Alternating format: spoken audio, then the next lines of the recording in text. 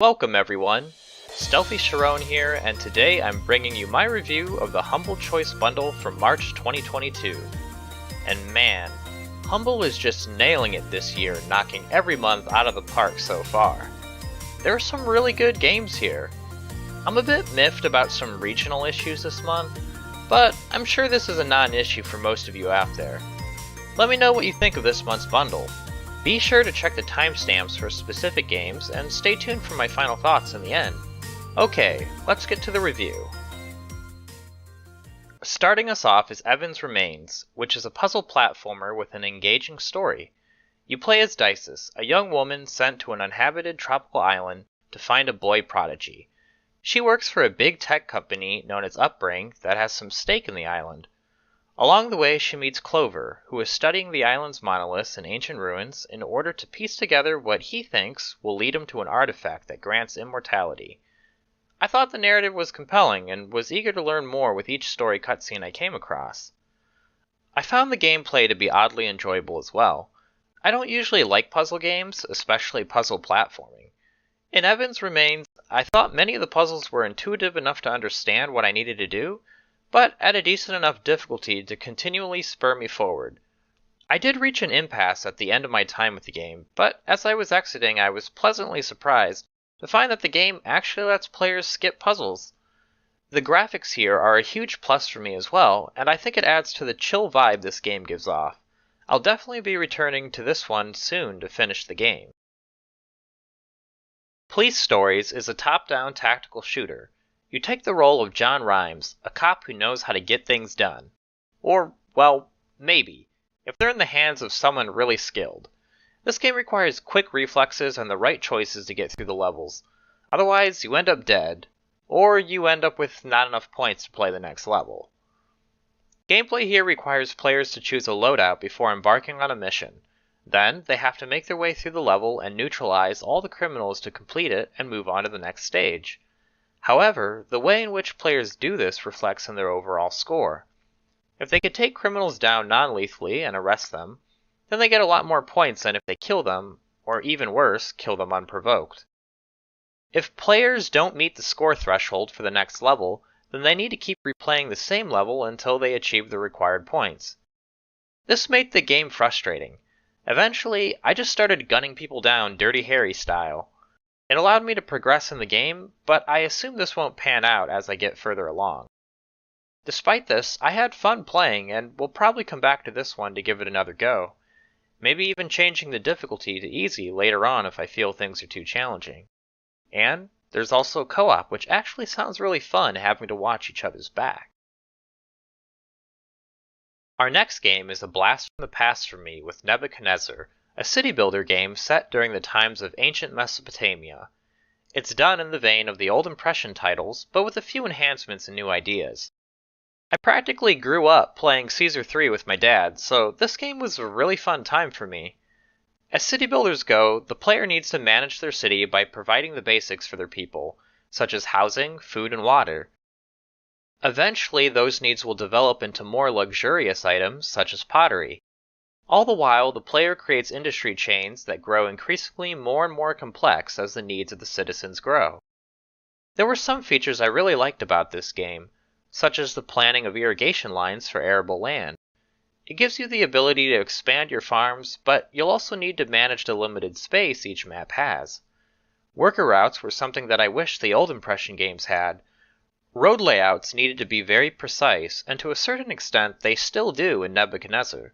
But what's nice here is that you could set up routes for workers so that they provide goods to the surrounding houses.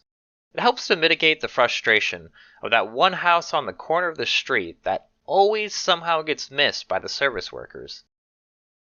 Finally, the ability to build large monuments is something that I think more creative folks than myself will love in an ancient era city builder. Each monument is built piece by piece and can have multiple layers to create something rather impressive. This game is an excellent love letter to what came before, and I can't wait to jump back in and build some more Mesopotamian cities. Red Solstice 2 Survivors is obviously a sequel to the original, and actually because of that I didn't expect to like this game. I played the first one for only about half an hour before deciding that I didn't really like the controls. It was a tactical squad-based shooter where the players find themselves killing mutants on Mars, and I found the control scheme to be a mess, or at least frustrating enough to make me not want to continue. However, the sequel strips that down to having to control just one single person directly and outfitting AI soldiers, or maybe team up with some friends. I know that might immediately sound unappealing to some, but I thought it was the right move on the devs' part. Things are a lot easier to assess situations and react accordingly rather than being a mad scramble between squad mates. Although, I do wish that there were some basic commands to give your squad, but I didn't notice any in my time with the game.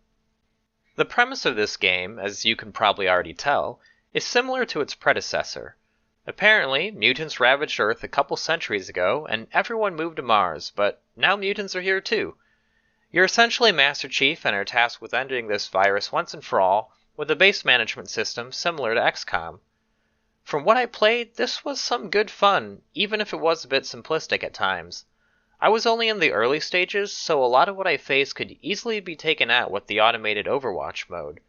But I'm sure as players progress, they'll need to utilize their surroundings, skills, and items a lot more if they hope to survive. I look forward to returning to this one in the future. Next up, we have Man of Medan. Wait a minute. What? I don't actually have that game. Let me check my notes. Oh, okay. I guess next up will be Warsim, the Realm of Aslona. I'm sure a lot of you don't have this one, since this was the game given in exchange for Man of Medan because of, regional issues. Now, I'm not overly disappointed about missing out of Man of Medan. It seemed like it could be fun, but honestly, it's just an interactive movie. However, I'm unsure of Humble's decision to switch it with Warsim, as the values don't match up, and they are both completely different games. But enough of what could have been, and more on what do we actually have here. To any who actually have this in the bundle, that is. Warsim is a text-based kingdom management game that boasts a ton of depth and choice. This was apparent from the get-go, even during the setup of the game. Warsim allows the player to customize the world they play in by selecting the races that can appear, or let the random generator decide. According to the Steam page, there are about 95 million different races, and even in my game I had standard things, like goblins, and more unique ones, like steel stoneland exogeckos and hermit winter half peacocks. I also had fake dwarves, that I figured must be hobbits or something? Maybe angrier hobbits. Anyway, the gameplay exists in the form of a turn, taking place over the course of a year. During this time, players can attend to visitors at the court, bet on games in the arena, explore new lands, and other tasks. I think in the beginning the number of things a ruler can do felt limited, but as players get further into the game, then probably more options will open up. At the end of the year, you decide whether or not to attack another faction, but if you do, then you'll leave yourself open to attack from someone else. I thought this game was alright. I could see the appeal here for the dynamic stories that could come out of games like these, but I'll be honest, I'm not really a fan of ASCII art or the text format of this style of game. Personally, I'd rather something with a bit more presentation, such as with Paradox Interactive's Grand Strategies, like Crusader Kings. It certainly has an interesting premise, though. Nickelodeon All-Star Brawl is a platformer fighting game using the characters from famous Nickelodeon shows. Yeah, it's basically Super Smash Bros. So much here is just lifted straight from that game and put into this one, except for the characters themselves. It's gimmicky, but man, did I get a guilty pleasure out of playing this. I'm not really sure what else to say about it. If you're familiar with Super Smash Bros., then essentially you know how to play this game. There are different modes like the typical stock and time matches. The arcade mode is a series of one-on-one fights similar to a bunch of other fighting games. Although it did have a sports mode where you need to knock a soccer ball into a goal. That one was unique to me, but the AI certainly isn't capable of really playing very well. Now, I've played Super Smash Bros. Before, but I'm not the biggest fan of the franchise, nor am I current with it, so I'm not entirely sure how this stacks up next to Smash. To the layman, the fighting feels the same, although it definitely is made for a controller. I made the keyboard and mouse work, but it didn't really feel right. Also, I didn't like that the characters were all silent. No voice lines or even grunts came from any of them, which is surprising since this is practically a full price game. I could see myself coming back to this if I had another controller or two, and playing with some people. On its own, I might muck around with it for a bit, but it certainly wouldn't be something I keep returning to. Mass Effect Legendary Edition is a strong addition to this month's bundle. Here we're getting 3 games being the Mass Effect trilogy, excluding the Andromeda spin-off. What is there to say about this game, really? I'm sure many viewers know about Mass Effect and many others have already played through the whole trilogy. These games are among some of my favorites and I have nothing but good to say about them. Each of the games are sprawling RPGs that have the player take on the role of Commander Shepard, and he, or she, must protect the galaxy from a mechanical race known as the Reapers. There's a great story here, and yeah, they kinda botched the very end, but they did sorta make up for it with some DLC. And now, all the games are glowed up for a remaster. Now, we're not talking full-on Mafia Definitive Edition or anything like that, but they all look about as good as Mass Effect 3 did on release. Combat in the original game has been revamped as well to follow the system set in Mass Effect 2 and continued on in 3. Honestly, if you haven't experienced this gem of a series yet, then I kind of envy you to be able to experience it for the first time in this complete package. If only I had more time, I would definitely run through another playthrough. I think the only issue for some here is that Humble gave us an origin key instead of one for Steam. The final game in the bundle is Desperados III, which is a stealth tactics game set in the Wild West. If you like Partisans 1941 a couple months ago, then you'll probably like Desperados III. In this game, you'll control a bunch of unique characters with specific skill sets. During my time, I controlled the knife-throwing, dual-pistol-slinging Cooper, and the mysterious Dr. McCoy who could snipe people as well as stun them with his bag. This game is all about trial and error and figuring out the best solutions for the puzzle at hand. And it encourages what many would call save scumming, but actually says that's an intended feature of the game. In fact, it constantly gives you reminders to save, which I found to be equally nice and annoying. During the first level, I largely used Cooper to just knife his way through enemies, but there is something called Showdown Mode, which lets you pause and give actions to the entire party. This lets players pull off combos and simultaneous actions that probably will be really rewarding later on. Alternatively, it allowed me to assess volatile situations so I could react accordingly since I suck at stealth. I'll definitely return to this one, and it made me want to give their other game, Shadow Tactics Blade of the Shogun, a try as well. Okay, let's wrap this up and see if this bundle is worth it or not. I based my rating solely on whether I thought the game was worth playing on about an hour or so of hands-on gameplay. Overall, we have another stellar month. The hard hitters with the Mass Effect Legendary Edition and Desperados III are really appreciated. A Steam key for Mass Effect would have been better, but I guess EA is still trying to prop up their own launcher, even with the new one currently in development. Also, the regional thing, as I already mentioned, was a bummer for me. I have no idea why Warsim became the replacement for Man of Medan, and I hope in the future those of us affected by regional changes can get something a little bit closer in value, and maybe a similar style of game. One last thing before I get to the recommendations. Cahill, a member of our budding community, gifted me a bunch of keys to give away.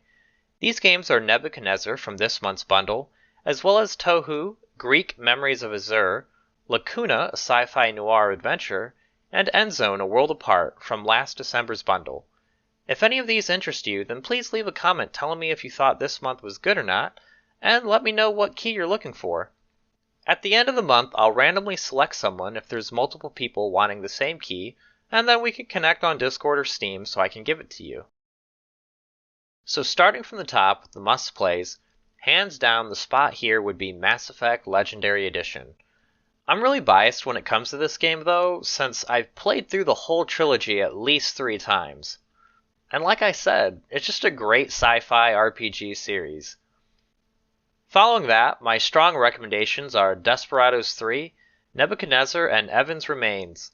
Desperados III is a fun tactical stealth game that fully embraces the Wild West theme.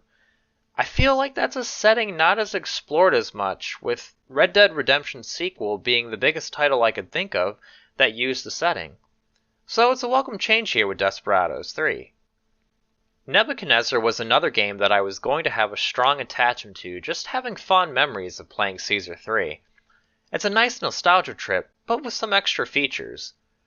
Finally, Evan's Remains was something that I had way more fun than I ever expected. The puzzles weren't too brain-bending, and the story had me wanting to learn about the characters and what was really going on. My week recommendations for the month are Nickelodeon All-Star Brawl, Red Solstice 2 Survivors, and Police Stories. Nickelodeon All-Star Brawl is definitely a fun game, but it tries too hard to be like Super Smash Bros. Without the breadth and polish. I have a feeling many people interested in this game are Smash fans, and would rather play Smash after this game wears out its new shine. Red Solstice 2 was, in my opinion, an improvement over the first game, but I could see it getting old fast if the missions start feeling repetitive after a while, especially since a lot of what I played felt a little hands-off. Police Stories is something that I think would be better if you can add a co-op buddy to the mix. It has some fun gameplay, but it definitely was frustrating trying to do the right things the game wanted players to do. Finishing up the end of the bundle with my Don't Bother With category is Warsim, the Realm of Aslona. I mean, I didn't mind it, but if I'm being honest with myself, I know that I'm not going to come back to this game. It's a very niche title that I don't think will vibe well with many others. And I guess that does still leave Man of Medan. Obviously, keep in mind that I didn't actually get a chance to play the game. From what I understand, it's very similar to what the studio has made before, and I've watched playthroughs of Until Dawn and Heavy Rain, so I have a good idea what Man of Medan would be like. I think I'd place it somewhere between a weak or strong recommendation, which solely depends on if the story is keeping me engaged. I guess there is co-op as well, which sounds fun, but gameplay in these games have always been lacking any real meat. And that wraps up my thoughts on this month's bundle. Another month, another great bundle. I'm starting to get genuinely excited to see what's in store each month. Do you agree with my thoughts? What games, if any, are you looking forward to playing? Let me know what your thoughts are, if there are any different recommendations you'd make in the comments below. I hope this video helped you in some small way, and if it did, then please consider leaving a like, comment, subscribe, or whatever it is you feel like doing. Thanks for watching, and have a nice day.